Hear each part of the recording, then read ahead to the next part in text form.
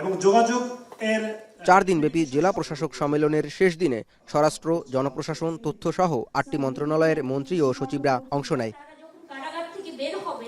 রাজধানীর ওসমানী স্মৃতি মিলনায়তনে 64 জেলার প্রশাসক ও 8 বিভাগীয় কমিশনারের উপস্থিতিতে হওয়া সম্মেলনে যোগ দিয়ে স্বরাষ্ট্রমন্ত্রী বলেন, অন্তর্বর্তী সরকারের সময় ও 2009 সালের 6 জানুয়ারির আগে লাইসেন্সকৃত অস্ত্র ফেরত নেয়ার জন্য প্রশাসকদের নির্দেশ দেওয়া হয়েছে। 2009 সালের 6 জানুয়ারি থেকে 2024 সালের 5 আগস্ট পর্যন্ত এই সময়ের ভিতরে রাজনৈতিক বিবেচনায় এবং নীতিমালা বহির্ভূতভাবে যে সমস্ত লাইসেন্স ইস্যু করা হয়েছিল সেগুলো যাচাই বাছাই করার জন্য আমরা একটা জেলা পর্যায়ে কমিটি করে দিয়েছিলাম ইতিপূর্বে।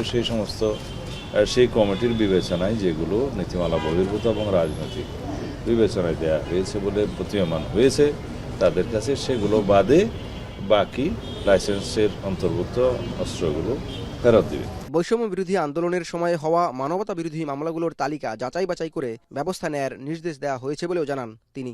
যদি কারো বিরুদ্ধে হয়ে থাকে তারা যথাযথ একটা ফর্ম আছে, এই ফর্মের মধ্যে আবেদন করবে উইথ আইদার চার্জশিট, এফআইআর এবং এজাহার সহ।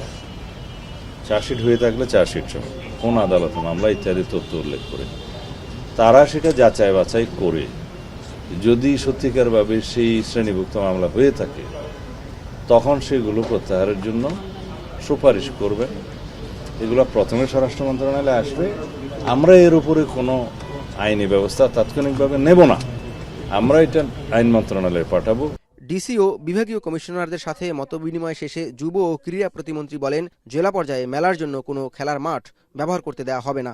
আর সমাজ কল্যাণ, মহিলা ও শিশু বিষয়ক প্রতিমন্ত্রী বলেন, সরকারের বিভিন্ন ভাতাভোগীদের পূর্বের তালিকা পুনর্মূল্যায়ন করে যথাযথ ব্যক্তিদের ভাতাভুক্ত করা হবে। আমরা প্রত্যেকটি জেলা স্টেডিয়ামে দীর্ঘদিনের আসলে অকার্যকতার কারণে কিছু সংস্কারের দরকার রয়েছে। তো আমরা একটি প্রকল্প হাতে নিয়েছি যে সারা বাংলাদেশের সকল জেলা স্টেডিয়াম, ক্রীড়া কমপ্লেক্স কিংবা আমাদের সুইমিং যে কমপ্লেক্সগুলো রয়েছে সেখানে সংস্কারের মাধ্যমে আমরা এগুলোকে সচল করতে চাই, নতুনভাবে একটি রূপ দিতে চাই, যে রূপের মাধ্যমে আশা করি যে আমাদের যে একদম তৃণমূল থেকে যে খেলোয়াড় তুলে আনার যে চেষ্টা সেটাকে যাতে আমরা সঠিকভাবে বাস্তবায়ন করতে পারি। সরকার থেকে যত বেনিফিট আসলে প্রান্তিক পর্যায়ে দেয়া হয়, একেবারে গ্রাম পর্যায়ে দেয়া হয়, এই বেনিফিট যদি অ্যাপ্রোপ্রিয়েট ওয়েতে পৌঁছায় তাহলে কিন্তু অনেক উন্নয়ন সম্ভব। বিগত সময়গুলোতে এগুলো ম্যাক্সিমাম বেনিফিটগুলোকে তসরুফ করা হয়েছে। পরিবেশ, বন ও জলবায়ু মন্ত্রী বলেন, কৃষিজমি, পরিবেশ ও বন রক্ষায় জেলা প্রশাসকদের সহযোগিতা চাওয়া হয়েছে। আর পার্বত্য চট্টগ্রাম বিষয়ক মন্ত্রী বলেন, স্থানীয় পর্যায়ে প্রশাসকরা সহযোগিতা করলে পার্বত্য চট্টগ্রামে পরিস্থিতি আরও ভালো থাকবে। ওনারা যদি সুন্দরভাবে হ্যান্ডেল করেন তাহলে কিন্তু পরিস্থিতি ভালো থাকবে, এখনো ভালো আছে, আগামীতে ভালো থাকবে, সেভাবে আমাদের নির্দেশনা ছিল আর কি। আমাদের দেশে ইউনিয়ন কাউন্সিল আছে, উপজেলা কাউন্সিল আছে, এখন আমাদের জেলা পরিষদও আছে, কিন্তু জেলা পরিষদ তো ওইভাবে সক্রিয় বা শক্তিশালী না। তো আমরা মন্ত্রণালয় থেকে যাই ব্যবস্থা নিতে চাই, যাই কার্যক্রম হাতে নেই, যেটাই বাস্তবায়ন করতে চাই, আমাদের মূল চাবিকাঠি কিন্তু এখনো জেলা প্রশাসক।